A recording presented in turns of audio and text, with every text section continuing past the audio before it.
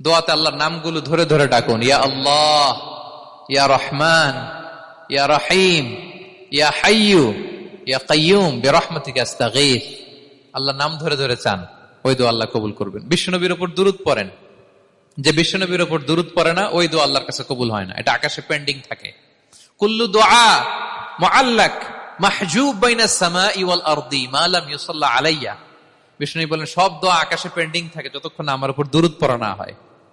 মোবাইলে দেখবেন ব্যালেন্স না থাকলে মেসেজ পাঠালে কি হয়ে থাকে, ওইটা পেন্ডিং, আবার টপ আপ করলেই সেন্ট। তা আপনি যে বলেন হুজুর আমার দোয়া কবুল হয় না, কেন হয় না বুঝছেন এবার? হ্যাঁ, নবীর উপর দুরূদ পড়েন নাই তো। আল্লাহুম্মা সাল্লি ওয়া সাল্লিম ওয়া বারিক আলাই। শুরু করবেন বিশ্ব নবীর উপর দুরূদ দিয়ে, মাঝেও পড়বেন, শেষেও পড়বেন, আগেও পড়বেন, পরেও পড়বেন। আপনার দোয়া কবুল করবে কে?